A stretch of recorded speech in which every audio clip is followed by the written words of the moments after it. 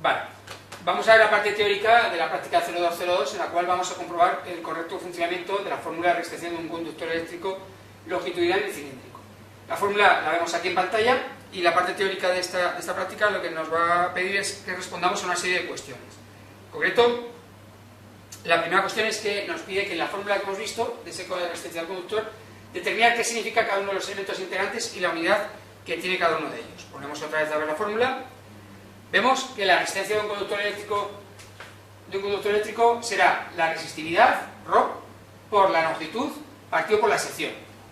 La resistencia del conductor, ya sabemos que es la posición que presenta un conductor con unas características físicas determinadas, de un determinado material, con una longitud determinada y una sección determinada, se medirá en ohmios. La resistividad es la posición que presenta un material al paso a corriente eléctrica, pero independiente de las características físicas, o sea, de la longitud de la sección, simplemente depende del material que es, la estructura electrónica que tiene en su interior.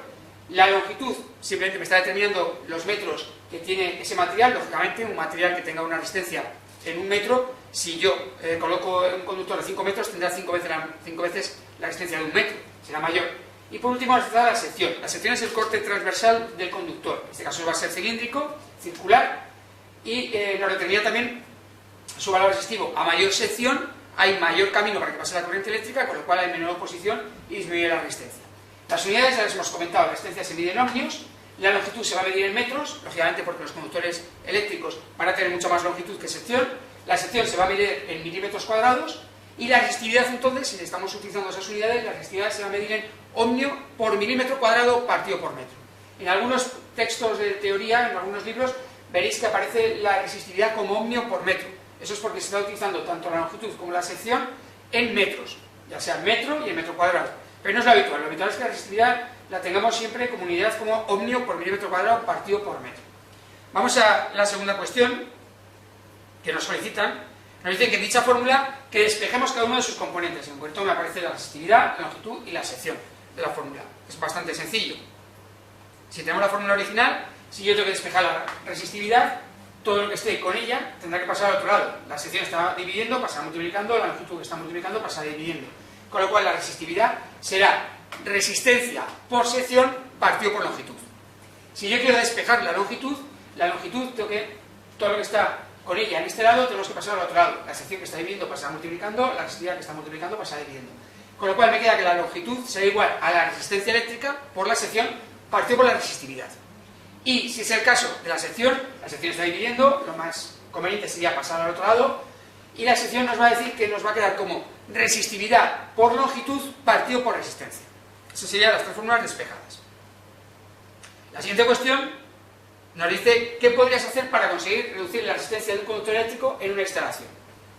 Vamos a ver la fórmula, que nos va a quedar con ella mucho más claro lo que podemos hacer. Queremos reducir la R. Para reducir la R, en el otro lado, resistividad y longitud están multiplicando y sección está dividiendo.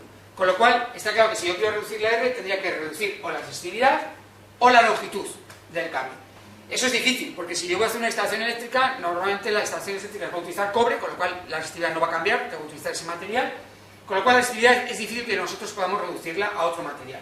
La longitud también es complicado en la instalación, porque si yo tengo que llevar un enchufe o yo tengo que llevar un interruptor, una luz, un punto de luz a una determinada posición, no puedo reducir la longitud del cable que voy a utilizar. Normalmente lo que se puede trabajar en una instalación es la sección del conductor.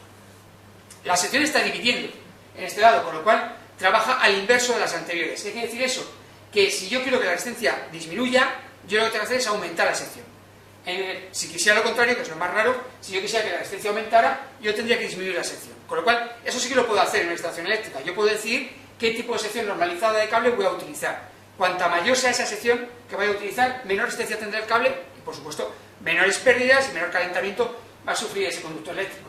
Lo que sucede es que si yo aumento la sección de un conductor, aumentamos su precio. Hay que equilibrar uno y otro.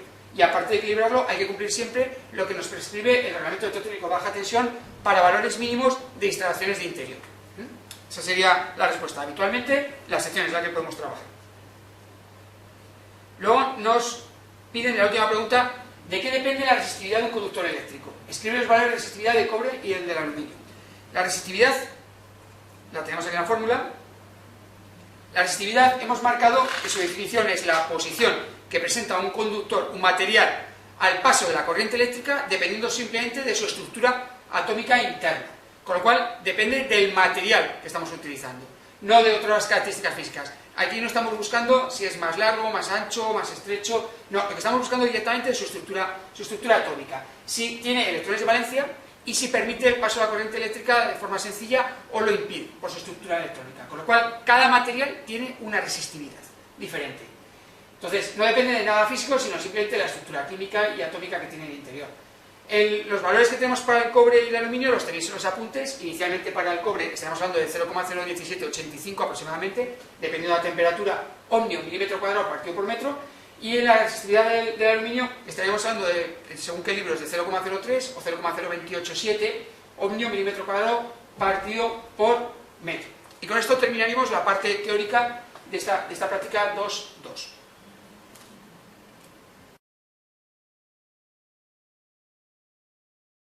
Vamos a realizar los cálculos prácticos de la práctica 0202.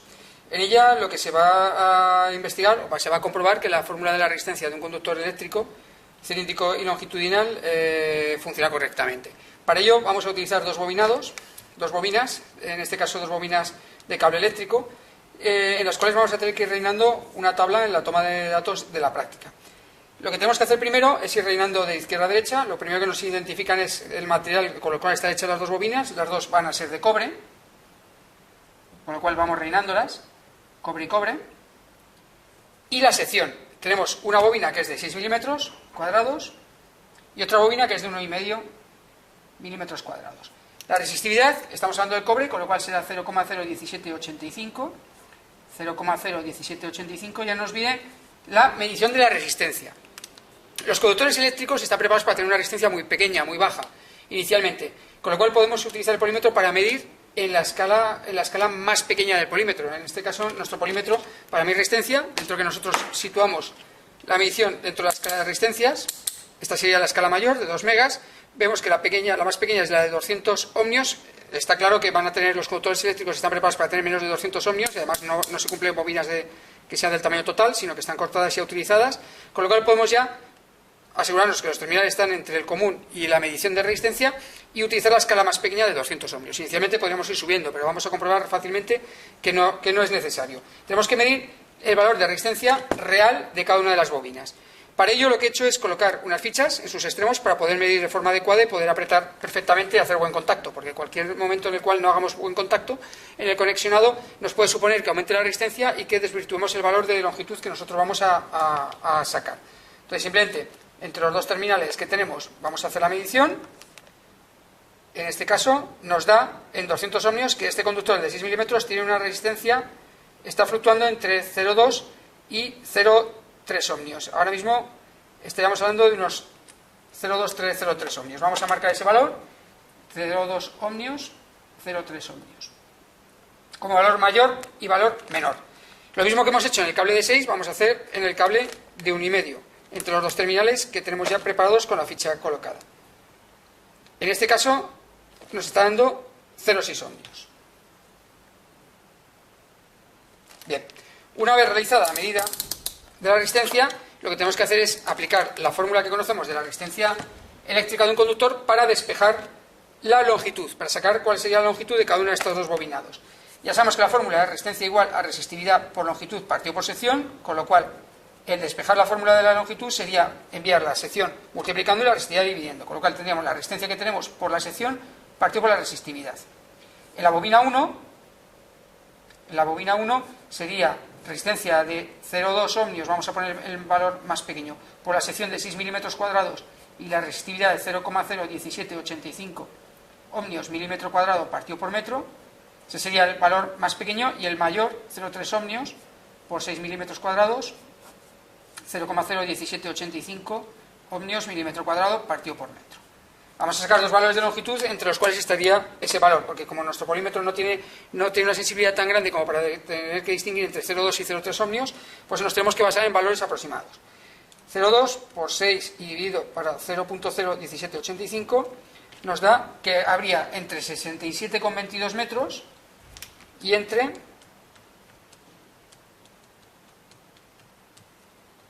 100,84 metros.